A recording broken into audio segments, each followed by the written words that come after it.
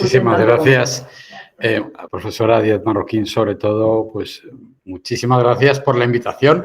Gracias a ustedes por estar aquí esta tarde y no puedo evitar señalar que en un lugar tan absolutamente maravilloso yo tendría que empezar por decirles un poco de manera retórica qué hacen ustedes en este lado del muro en vez de estar de ese lado. Por supuesto, voy a intentar en una intervención que no quiero que sea demasiado larga, todo lo contrario, compartir con ustedes algunas cuestiones vinculadas con esta propuesta de lo que nos ocupa, lo que nos interesa, la historia y las historias del español. La diferenciación, por supuesto, es importante por aquello de que en inglés, un idioma maravilloso, pero que nos presiona tanto y nos molesta tanto con los anglicismos, diferenciamos muy bien lo que es la historia como una disciplina cultivada por una corporación profesional de señores más o menos y señoras que intentan llevar adelante el conocimiento del histórico, de la evolución cultural comparada o no, frente a eso que podríamos llamar las historias, lo literario, lo ficcional, todo aquello insospechado. Por supuesto, en el ámbito de la ficción o de la no ficción, lo que nos une es el interés por las palabras. Y por eso quiero señalar para comenzar que en realidad esta charla de esta tarde tiene que ver con una perspectiva específica desde la que yo puedo intentar compartir con ustedes estos razonamientos, el de la historia global. Así que si los historiadores tuviéramos un documento nacional de identidad y dijera, ¿y usted a qué escuela pertenece? ¿Dónde se mueve? ¿Desde dónde establece un punto de vista? Yo diría que intento hacer historia global. No me interesa en ese sentido demostrar que la historia es mayor o peor o mejor que otras maravillosas disciplinas humanísticas y humanistas, ni tampoco quiero establecer nada vinculado con una identidad determinada. Lo que me interesa, en verdad, lo que nos interesa a quienes cultivamos desde la historia el estudio de la globalización, tendría que ver con intentar entender, y por eso les propongo este mapa que podemos intuir ahí, qué es aquello que define el proceso actual en el que estamos inmersos, un momento de globalización y, por tanto, un momento de conexión e intercambio global a escala planetaria. Con lo que nos ocurrió ayer, no voy a hacer el chiste fácil de decir que podemos estar preocupados por las consecuencias beneficiosas y algunas no tanto de estar todos conectados. Yo soy un optimista antropológico, pero sí es cierto que en realidad hacer historia hoy y hacer historia de los idiomas hoy, de las lenguas globales, estamos hablando en español, el español es la segunda lengua global, ante todo tiene que ver con entender que los protocolos de comunicación que llamamos idiomas no aparecieron hace 5 minutos, forman parte en la larguísima experiencia humana en este planeta de algo fino, de algo delicado, de algo que nos hace humanos y en ese sentido también es un proceso en construcción, es un proceso en definición. Tengo que apelar en ese sentido a una era que podríamos llamar, Lucía, preidiomática. Nos parece que los idiomas siempre han estado ahí, que en realidad siempre hemos podido utilizar palabras para comunicarnos y una de las cosas maravillosas de la historia global es que implica o tiene que ver con que implica la revisión humilde de todo aquello que nos hace humanos. En una intervención reciente recordábamos que el descubrimiento del fuego, la domesticación del fuego, el hecho de que podamos tener fuego a nuestra disposición y encenderlo o apagarlo cuando queramos, es algo que apenas tiene, más o menos la investigación apunta en esa dirección, 2,8 billones de años. Bueno, hace mucho tiempo, pero eso quiere decir que el 40 o el 50% de nuestra existencia como homínidos no teníamos fuego para calentarnos, ni para cocinar, ni para hacer señales. Bueno, las herramientas, 1 billón menos de años. Somos relativamente cercanos, estamos rodeados aquí estamos en una cápsula maravillosa, llena de luz, llena de sentido, de volúmenes, el verde, estamos sentados en sillas, ¿no? Nuestra cultura material humana a escala planetaria es también, bueno, algo que tiene una escala temporal y hemos vivido mucho tiempo sin esa cultura material, sin estar rodeados de objetos, más allá de que nunca en la historia humana hemos tenido tantos objetos a nuestro alrededor, hemos tenido una cultura de consumo tan densa como la que tenemos en este momento. Pero para quienes estudiamos estas cosas nos sorprende un dato. En 1800, en Alemania hicieron esta investigación, a lo largo de toda la vida de una persona podía acumular unos 500 objetos. 500 objetos del principio al final. Cuando alguien fallecía, lo que valía más eran solo los libros que tenía y las ropas que dejaba. Eso era lo que se subastaba enseguida para poder enviarle dinero a la familia. Los libros que tenía y las ropas que poseía, que enseguida tenían salida. En este momento estamos sobre los 20.000 objetos a lo largo de una existencia humana que es infinitamente más larga. Bueno, son cosas que nos obligan a pensar. Por eso esta imagen maravillosa que evoca el trabajo increíble de nuestros queridos colegas y amigos de arqueología y de paleoantropología, yo creo que evoca precisamente o nos llama la atención sobre ese instante del Homo antecesor, los primeros europeos, dicen ellos, y es un buen título, ¿no? Es un título que nos permite entender cuáles fueron los primeros europeos. Pues unos señores de Soria que estaban en ese momento, que habrían cruzado la frontera desde África, el istmo desde África, hacía relativamente poco tiempo y que, por supuesto, se organizaban en comunidades que son familias extensas, tribus, no más de 40 o 50, porque no había manera de sobrevivir más allá de esa densidad demográfica.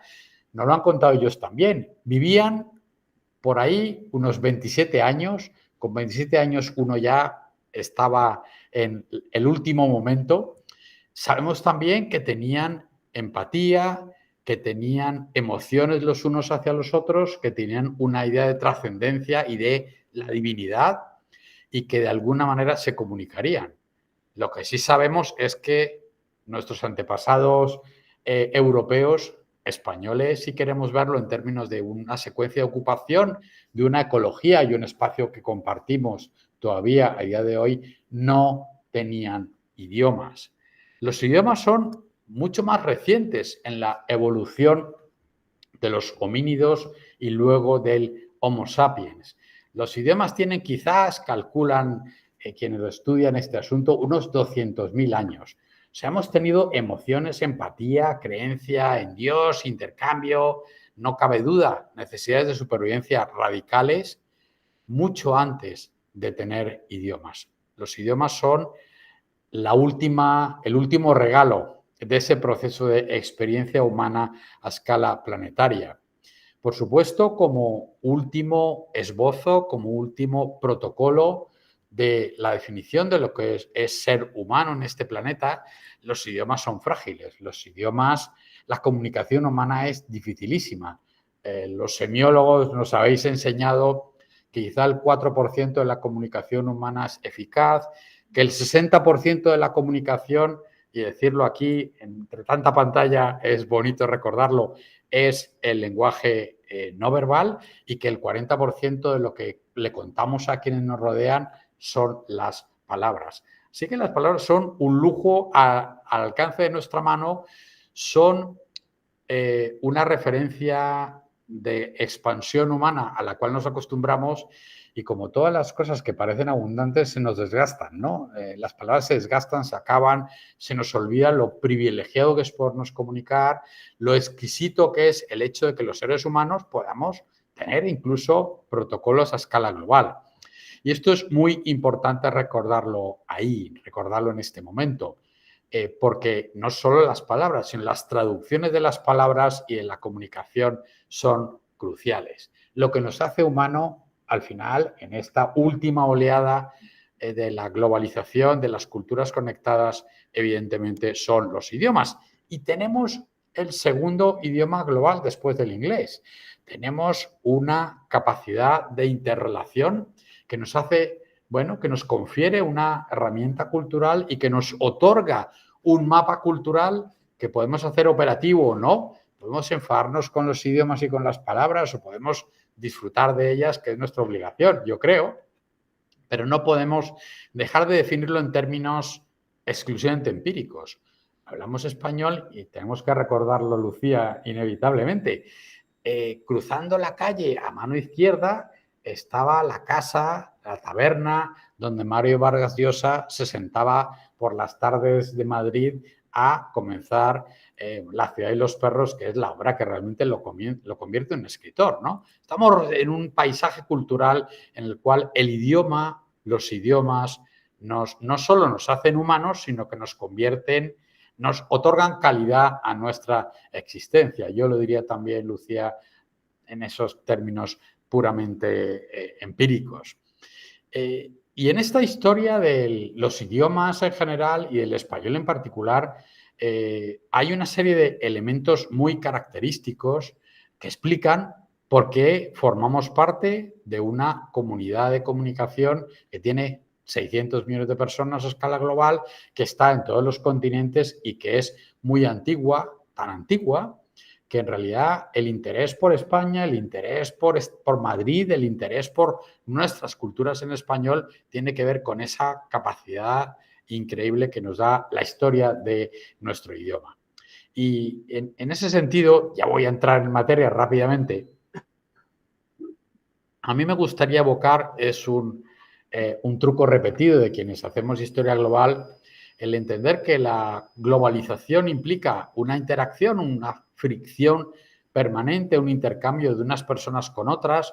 Nos intercambiamos, por supuesto, emociones, palabras, tecnologías, capitales, enfermedades también, por supuesto, tristemente. Todo eso que nos intercambiamos implica un protocolo de palabras. Usamos idiomas para intercambiar unas culturas con otras, todos esos elementos que tienen que ver con nuestra movilidad y nuestra circulación planetaria. Pero esta no es una historia evolucionista, esta no es una historia en la cual, comillas, venimos de la barbarie y vamos hacia la civilización, que dirían los victorianos. Venimos de la civilización, vamos hacia la barbarie. Yo quiero pensar que no, pero desde luego no es una historia lineal, es una historia cíclica, fraccionada, rota, llena de continuidades y llena de sorpresas. Y esta imagen yo creo que evoca muy bien ese momento increíble en que, como dice Mauricio Wiesenthal, un gran escritor de Barcelona, él dice, el español es más moderno que el castellano. El momento en el que se quiebra, se abre, se convierte en una perspectiva múltiple. Nuestra querida lengua castellana tiene que ver con exactamente este instante. En 1491 el mundo estaba fraccionado y desconectado. Yo espero que se pueda ver la imagen, ¿no?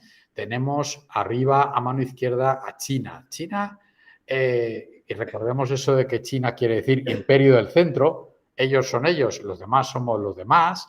Y esto es fascinante y yo creo muy importante también para intentar conversarnos y traducirnos. China había terminado una aventura de final de su aislamiento, una aventura marítima que tiene lugar en el siglo XV. Los chinos están en el siglo XV en Etiopía, en la India, en el Índico, en el norte. Ellos tienen una razón para pensarse como el imperio del centro, en ese sentido de cómo ha sido la historia de China. Pero para 1491 China está aislada. Arriba, en el centro, vemos a los incas y los aztecas. Los aztecas en su fase de imperio militarista y con una enorme cantidad de enemigos, por supuesto, en el resto de Mesoamérica. Y los incas están en una instancia de adaptación ecológica fascinante, sin duda, al muy difícil mundo andino, el mundo de las alturas y de los pisos ecológicos, pero también permanecen ahí aislados, comillas, del resto del mundo. Abajo a la derecha tenemos la cristiandad europea que ha conseguido desde finales del siglo XV, poco antes, finales del siglo XIV, empezar a explorar las costas occidentales de África hacia eso que se llama el Cabo de las Tormentas, el Cabo Bojador, y que van a finalmente cruzar el Cabo de Buena Esperanza a finales del siglo XV. Los portugueses y, por supuesto, con ellos hasta determinadas latitudes también los españoles. Abajo a la izquierda tenemos la que es la seguramente mejor cultura marítima, más avanzada cultura marítima del momento. Las culturas pacíficas, todo lo que tiene que ver con los navegantes polinésicos. En medio del Índico, la India, fragmentada pero también unificada, que constituye una civilización en sí misma y que, por supuesto, tiene un desarrollo autónomo. Y abajo, a mano derecha, las civilizaciones y culturas islámicas que actúan desde su aparición hasta comienzos del Renacimiento como una especie de zona intermedia, una zona de conexión, unos intermediarios culturales, comerciales, tecnológicos y religiosos con el resto del mundo. ¿Y qué es lo que ocurre a partir de ese momento para que el español se haya convertido en un idioma global y en el primer idioma de la globalización compartida y permanente? Voy a evocar aquí rápidamente dos cuadros que pueden admirar en el Museo Naval, están muy cerquita de aquí, que nos cuentan muy bien, de una manera historicista, medio verdadera y medio inventada, y por supuesto que hay más de inventado que verdadero, podríamos decir, qué es lo que ocurrió el 12 de octubre de 1492, el descubrimiento de América.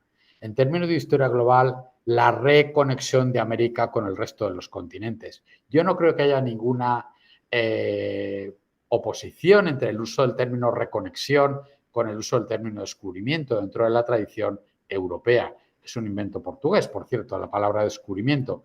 Lo que quiere decir descubrimiento es yo he llegado a un lugar, tengo una legitimidad, pongo una cruz, aviso a los otros europeos que yo estoy aquí. Es un hecho de autoidentificación y de relato, por supuesto, y de publicación en la imprenta.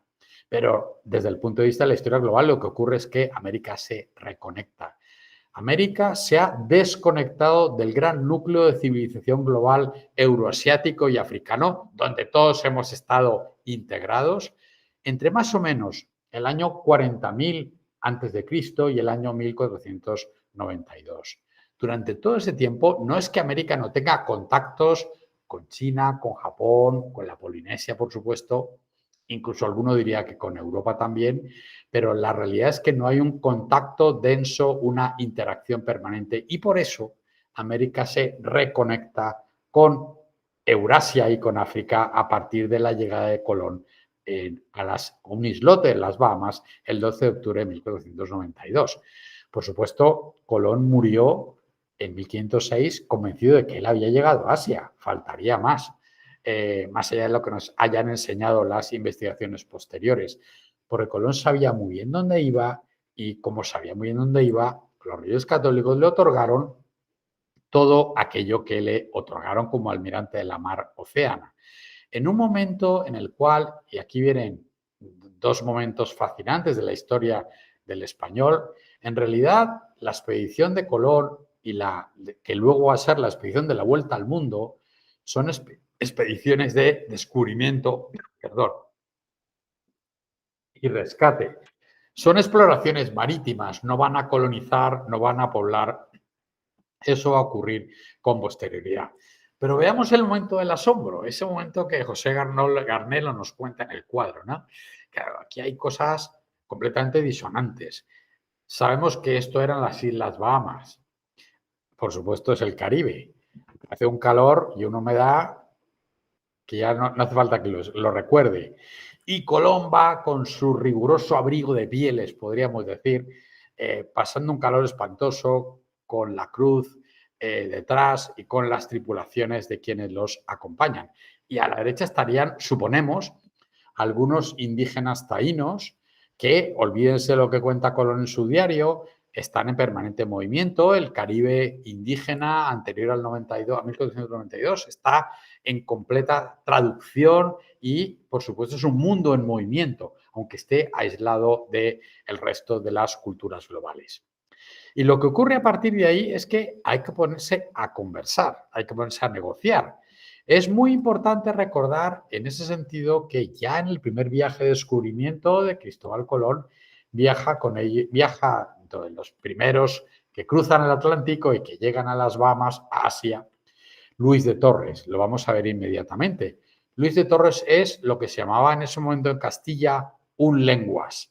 Un lenguas es un traductor, es un hombre que sabe idiomas, que tiene esa categoría, eso es su oficio. Luis de Torres tiene un talento especial para conocer lenguas y para traducir a quienes van, evidentemente, a realizar un hallazgo, una negociación en Asia, que fundamentalmente lo que busca son especias, además de cristianos, como vamos a ver de inmediato.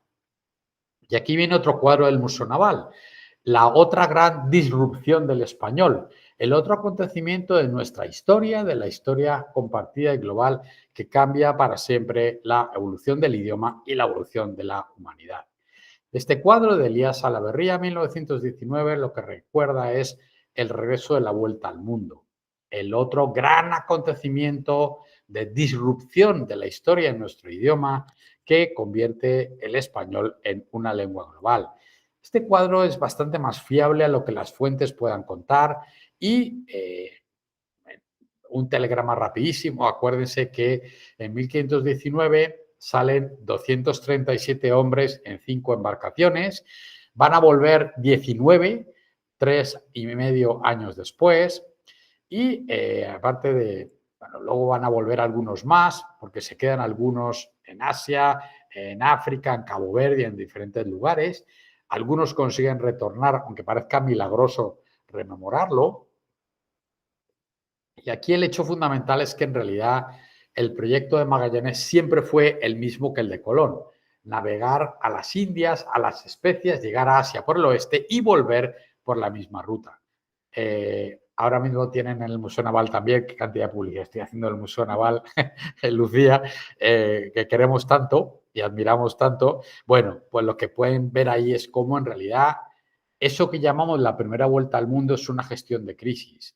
De los 5 barcos consiguen llegar 2 a las Molucas, a la especería, a la búsqueda del clavo, la pimienta y otras especias, y los 2 barcos que hay deciden, uno, intentar la ruta por lo que han venido, que con Gómez de Espinosa no van a conseguirlo, y otra, la Victoria, al mando de Juan Sebastián Elcano, consigue volver a España, volver a Europa para contarlo y, por lo tanto, completar la primera vuelta al mundo. Aquí tienen la lista de los que retornaron en 1522 y me gustaría mucho que nos fijáramos en los orígenes. Por supuesto, esto se hace en nombre de la corona española, de las coronas de Castilla y Aragón, pero esta gente, ¿de dónde viene? Los 19 sobrevivientes, ¿de dónde han nacido? ¿Cómo se han movido por la tierra? Fíjense que son de Guetaria, por lo tanto de la corona de Castilla, de Grecia, de Rodas, de Bermeo, de Vicenza, de Savona, de Mérida, de la zona donde está Lepanto, también de Grecia, de Rodas, de Sevilla, de Bayona, de Aquisgrán, de Bilbao, de Bayona, de Cueto en Cantabria y de Baracaldo. Estos son quienes consiguen regresar de la lista oficial de tripulantes que han partido a la que será la primera vuelta al mundo. En español se hace, por tanto, en castellano, en español, la primera conexión global, la del viaje de descubrimiento de Colón, y, por supuesto, que en español se hace también la segunda gran reconexión de la historia de la humanidad a escala global, la vuelta al mundo. Porque a partir de la primera vuelta al mundo, el retorno del Cano, la conexión entre unos continentes y otros va a ser permanente. Fíjense en la ruta de la Victoria y cómo consiguen, no podemos detenernos en ello, llegar a las especias y realizar el cometido para el que han sido designados. Años antes, es verdad, los portugueses han llegado en 1511 a las Islas Molucas y ya han conseguido poner en marcha de una manera somera un comercio de las especias digno de tal nombre, digno de ser articulador de la globalización. Había solamente 5 productos por los cuales valía la pena arriesgar la vida en el mar, y al mar solo se iba a arriesgar la vida. Estas frases de esa época, ¿no?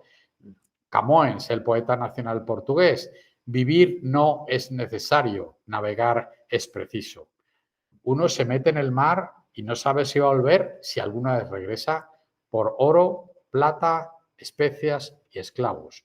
Cuando Vasco de Gama llega a la India en 1501-1502, se coloca delante del actual Calicut y él dice eso de yo vengo aquí a buscar cristianos y especias. Los cristianos que se pueden haber quedado aislados, pensemos en los cristianos coptos de Egipto o Etiopía, porque la expansión musulmana los ha dejado aislados del resto, o especias, que es aquello por lo cual vale la pena arriesgar capital, arriesgar tecnología y meterse en el mar y no saber si vamos a volver para contarlo. Queda así sellada en español la segunda gran reconexión cultural, humana y lingüística de la historia de la humanidad. La primera ha venido con Colón y la segunda ha venido con Magallanes Elcano. Pero se nos suele olvidar el hecho, Lucía, idiomático que está detrás de las grandes aventuras de los descubrimientos, ¿no? Y esta gente, estos grupos de decenas de tripulantes que llegan a estos lugares insólitos en el otro lugar, en el otro extremo del mundo, yo me pregunto, recordemos el cuadro de Colón, bueno, el diario de Colón lo cuenta más o menos así. Y cuando estos llegan allí, ya sabemos que la épica es la épica de la agresión, de la violencia. Incluso para llegar a la agresión y la violencia, antes hay que intentar conversar, ¿no? Y esta gente, ¿cómo conversaba? ¿Cómo se traducían unos a otros? Hay un hecho que yo elegiría como el hecho fundamental de esta tarde, ¿no, Lucía? A mí me parece fascinante y nadie lo explica.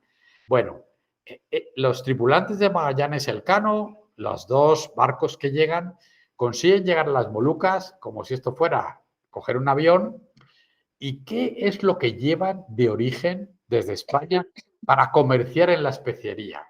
Bueno, llevan telas, bonetes colorados, es decir, sombreros, terciopelos, azafrán, marfil y mercurio. Eso es lo que llevan. O sea, ellos piensan cuando se lanzan al Atlántico que esto a los productores de especias, fundamentalmente de clavo en las Molucas, les va a convencer de que estos son unos objetos fantásticos. A mí, por supuesto, el marfil, el mercurio, el azafrán, los terciopelos y los sombreros rojos y las telas me parecen fascinantes. Claro, llegan allí y entonces, ¿qué es lo que hacen? ¿Cuál es la línea, la pequeña línea de las cartas, de los expedientes, que es fascinante desde el punto de vista del idioma y de la traducción? De alguna manera se comunican con los reyezuelos de las Molucas, que dicen ellos, para hacer negocios, para intercambiar 230 kilos de clavo, que es mucho clavo, por 15 hachas, 35 vasos de vidrio y 150 cuchillos. ¿Y esto cómo se negocia? ¿Cuál es la palabra en los idiomas originales de las Molucas por los cuales los reyezuelos que dicen las crónicas posteriores consiguen cambiar, yo qué sé, pues 20 kilos de clavo y 15 hachas por las 15 hachas o por un hacha? ¿Cómo se define lo que llaman los economistas el término de intercambio? Pues hay más remedio que conversar. De alguna manera, esta peripecia de los lenguas, de los traductores, de los intérpretes, es la peripecia de los idiomas que representan, en la medida en la que el valor de cambio de un traductor tiene que ver, o intérprete, con los idiomas que es capaz de manejar. Si esa lección fundamental de la historia del español se puede segregar de la gran épica de los descubrimientos geográficos, es precisamente porque no hay exploración marítima, no hay globalización cultural sin idiomas y sin capacidad de traducción. No hay conquista vocablo maomético que dirá luego Bartolomé de las Casas, sin mediadores. La historia de la globalización, la historia de las culturas conectadas y de las traducciones con nuestros idiomas. Vuelvo a Luis de Torres. ¿Qué sabemos de Luis de Torres? Que va en el primer viaje de Colón, que es un traductor, es un lengua. Sabemos también que seguramente tenía un origen hispano-judío. También sabemos que era de Moguer, de Huelva, y que lo meten en el primer viaje colombino. Bueno, porque él hablaba latín, griego, hebreo, caldeo. El caldeo seguramente es el árabe, castellano, mozárabe y además hacía signos. Bueno, lo hacía signos. A partir del séptimo idioma que podemos hablar, hacemos signos, claro. Ya sabemos cómo funcionan estas cosas, ¿no? ¿Qué ocurrió con Luis de Torres? Y esto es historia, esto no es ninguna ficción.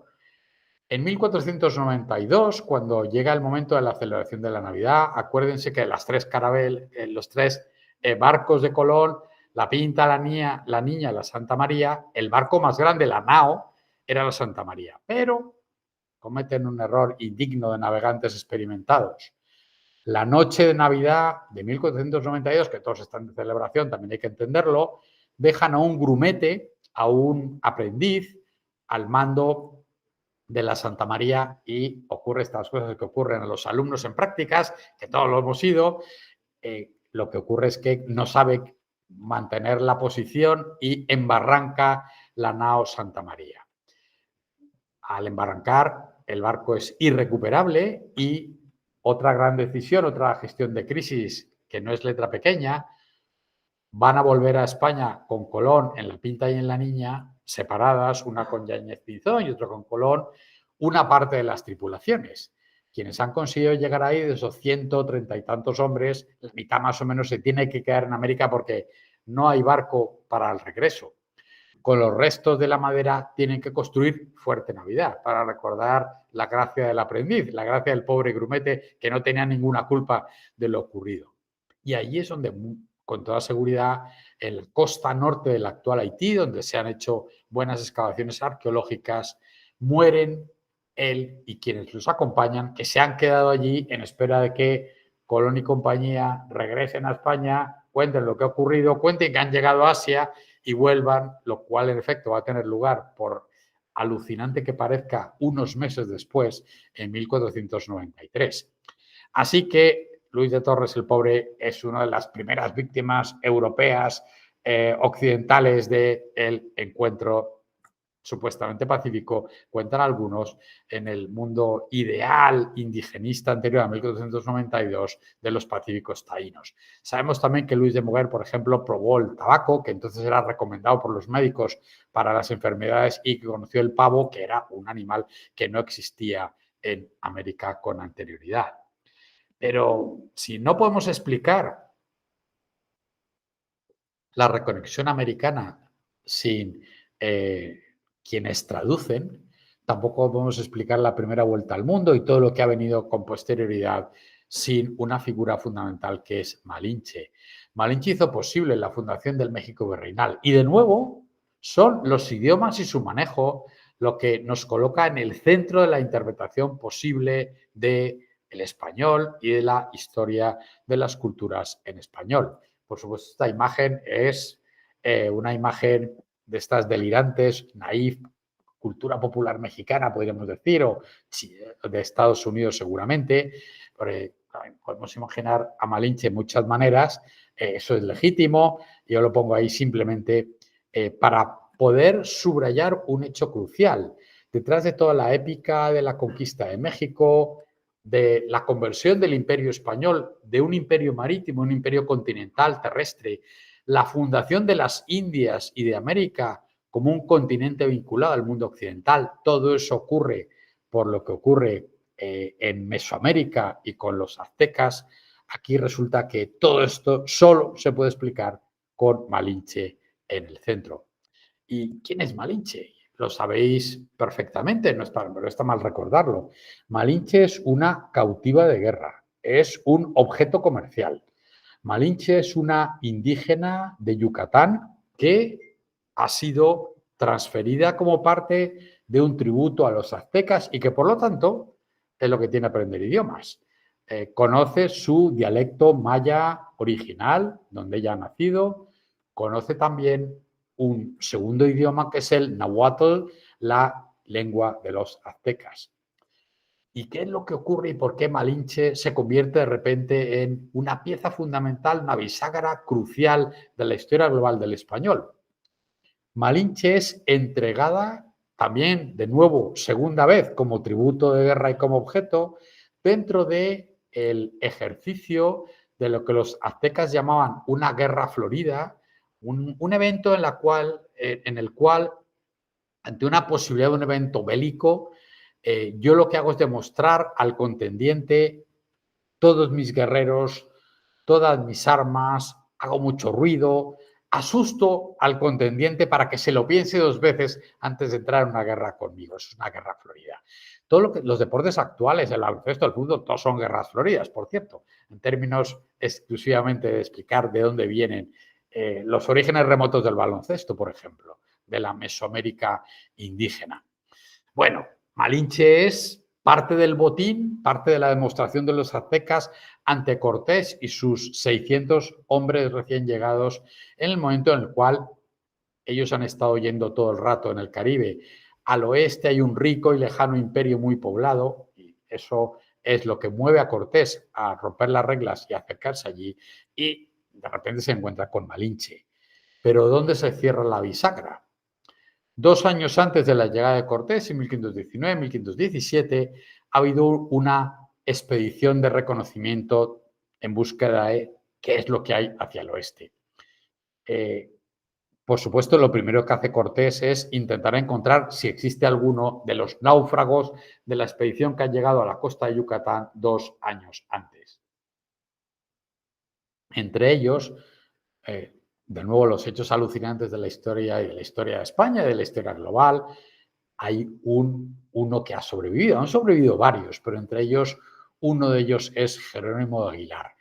Jerónimo de Aguilar, para sobrevivir, ha aprendido el dialecto maya, él ha aprendido, ustedes se pueden llevar el corazón a casa, ¿qué quiere decir eso? Él ha aprendido a hablar, por el sistema que sea, un dialecto maya para sobrevivir y, por lo tanto, se puede comunicar con Malinche en el mismo dialecto maya que es aquel en el cual Malinche ha nacido. Así que tenemos 3 idiomas en liza, ¿no? Tenemos que, si Cortés quiere decir algo a los aztecas, habla con Jerónimo Aguilar, que habla en el dialecto maya con Malinche, que traduce el dialecto maya en náhuatl a los aztecas. Bueno, para que luego digan que aprender idiomas no es tan importante, ¿no, Lucía? Bueno, Malinche hace posible la fundación del México virreinal. La gran historia, por supuesto que ante todo es una historia fundamentalmente de los idiomas y de las culturas.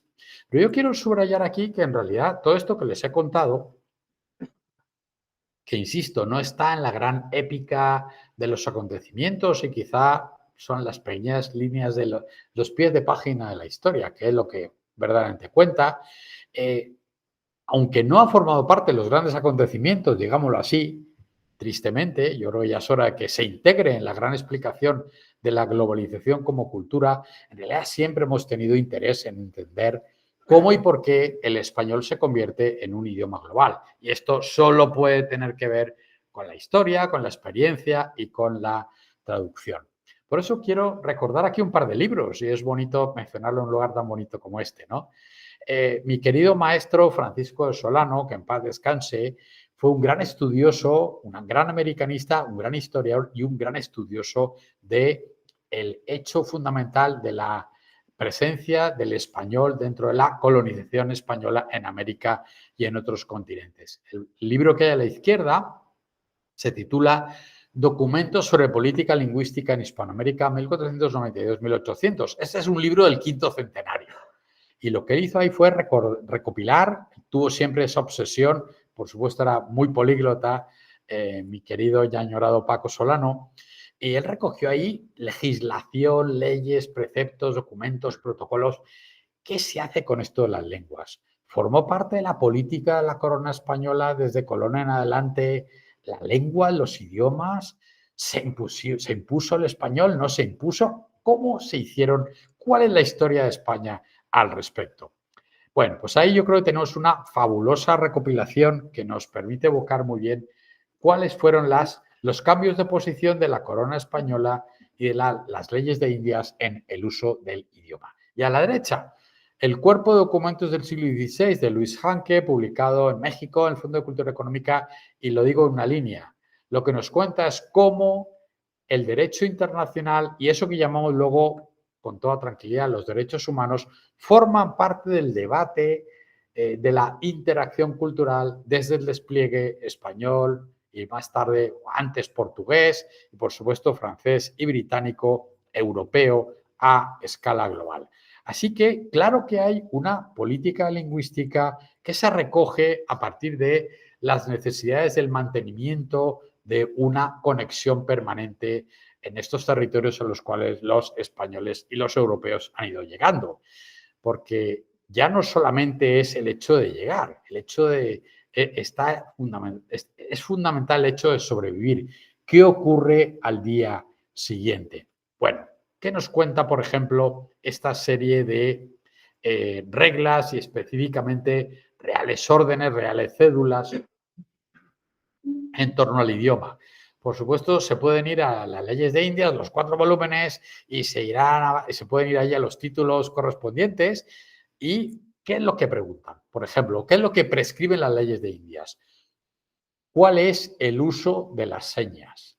La obligación de llevar intérpretes en expediciones a las zonas de selva, de montaña, donde hay población indígena anterior. La pena, es decir, la pena que se va a poner a los traductores de lenguas indígenas que se dejen comprar.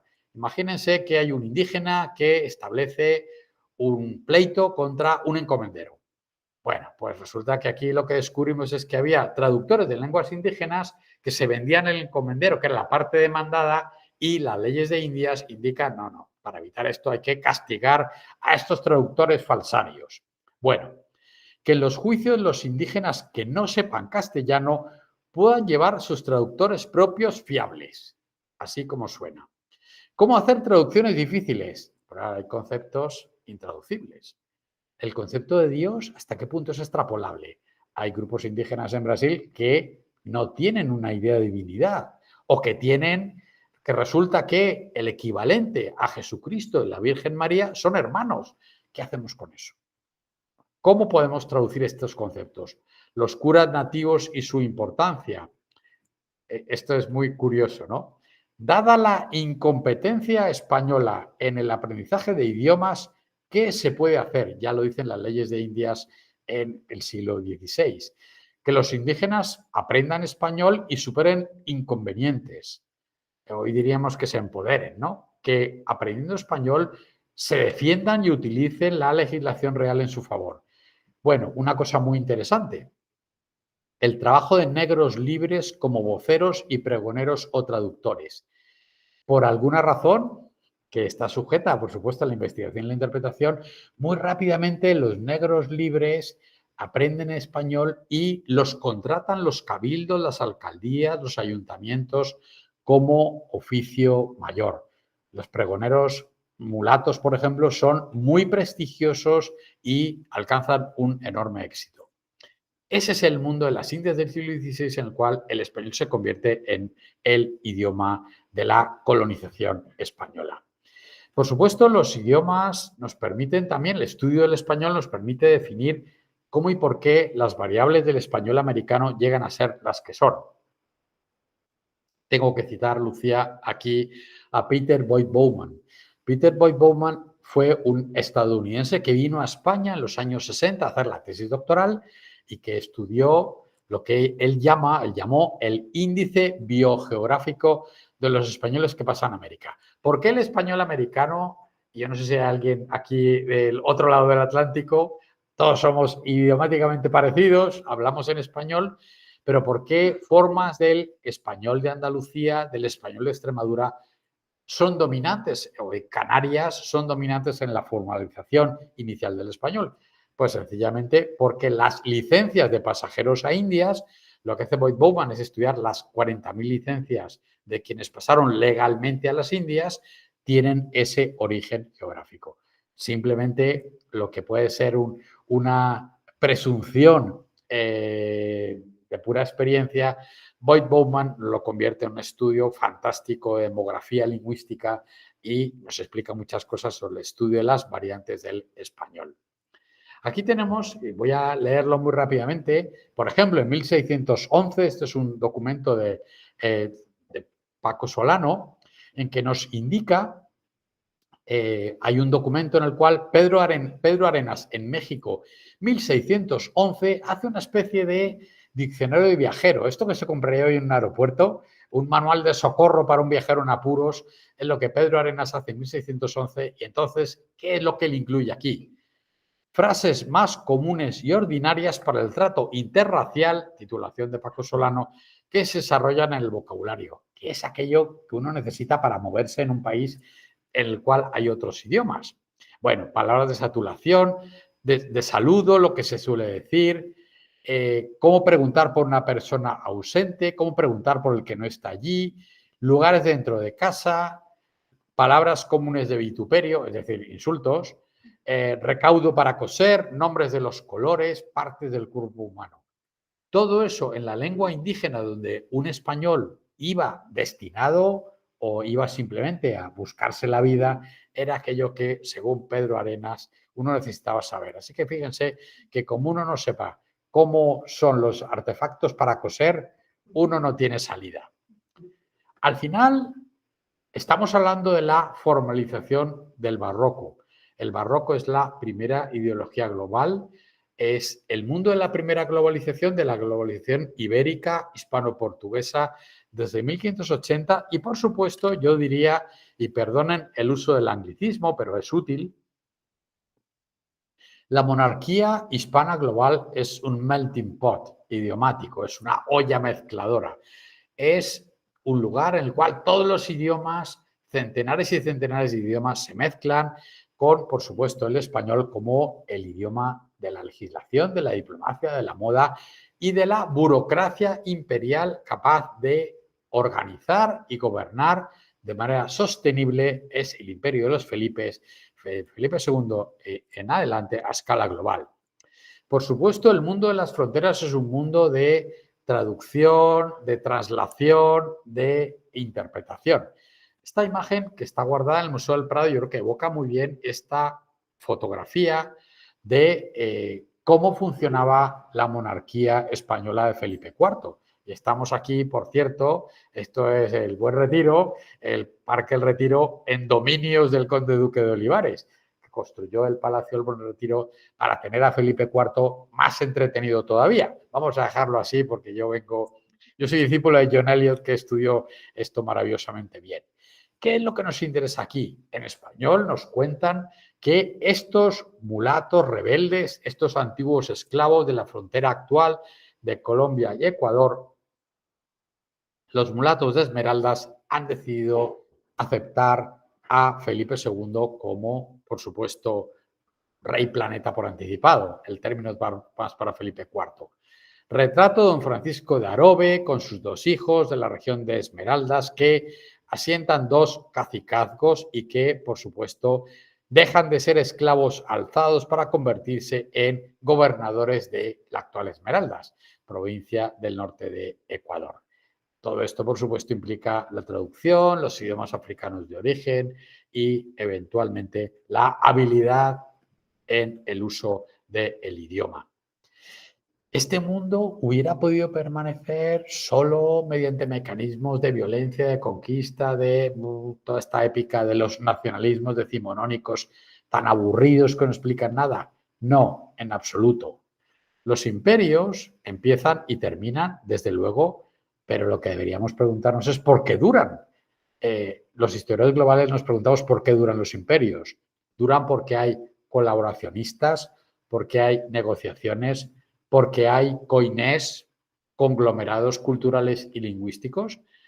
Bueno, yo creo que hay que decirlo con toda tranquilidad. El Imperio Español dura, entre otras cosas, porque hay universidades. Si comparamos esta imagen que tienen aquí con el momento de la fundación de las universidades en el Imperio Británico, victoriano en especial, o con el propio Imperio Portugués, la primera universidad brasileña de 1903, podemos entender muchas cosas.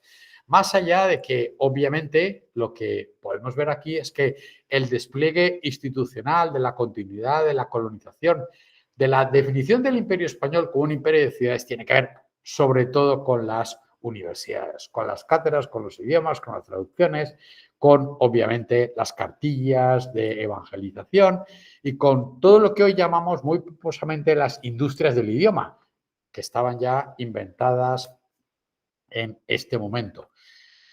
Tenemos que mencionar al menos a la primada, ¿no? La Universidad de Santo Domingo 1538 y a partir de ahí la de México 1551, la de Lima 1608 o por supuesto la de Santo Tomás de Aquino en Bogotá 1580. He mencionado antes, y voy avanzando ya hacia el final de mi intervención, que todo el mundo del derecho internacional, de los derechos humanos, enunciados de manera posterior, tiene que ver con precisamente el entorno de lo que hemos definido ya en el siglo XX como el poder blando, ¿no? Por utilizar también un término muy, muy reciente de un catedrático de la Universidad de Harvard, ¿no? El soft power frente al hard power, el poder blando frente al poder duro. Los imperios duran, en este caso, el imperio preindustrial sin capacidad de coerción, como es el imperio español, no hubiera durado sin el uso masivo de las industrias culturales y las industrias de nuestro idioma español. Al final, la globalización se articula en los lugares en los cuales hay intercambio de personas, objetos, tecnologías, símbolos, donde hay comunicación. Esta imagen de Sevilla 1604 yo creo que evoca muy bien ese instante determinante en el cual, bueno, la globalización acelerada y compacta que explica que el español sea hoy una lengua global ha quedado definitivamente formalizada.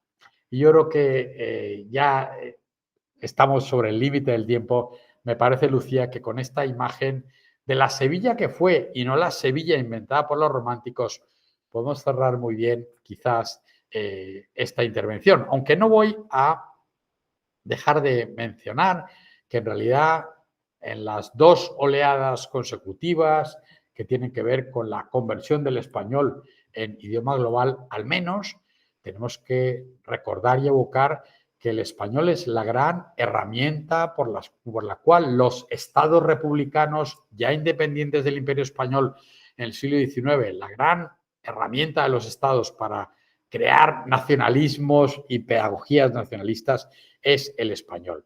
En ese sentido, si alguien comete el disparate de decir eso de el español fue impuesto durante la etapa española, eso es absolutamente mentira. El siglo XIX es el siglo en el cual los republicanismos emergentes utilizan el idioma, como es lógico. Hay naciones con nacionalismos desde 1830 a 1840, realmente desde la época napoleónica, y en ese sentido la paradoja tiene que ver con que quienes independizan a sus comunidades políticas de España para fundar sus repúblicas son quienes imponen el español a escala global. Y yo creo que lo siguiente tendría que ver, Lucía, con, bueno, evocar que el hecho del derecho, el deber o incluso las lenguas oficiales, la vocación de lenguas oficiales indígenas en ningún país hispanoamericano o latinoamericano, si ustedes quieren actual, tiene que ver con una colusión o con un exterminio o persecución del español, que por el contrario yo creo que tiene su milagro global cuando uno coge un avión en Madrid o en Barcelona o donde sea, cruza el Atlántico y resulta que a 7, 10.000 kilómetros, bueno, pues se verifica, eso podríamos llamar el milagro del español, el hecho maravilloso que podamos entendernos en el mismo idioma. Muchísimas gracias.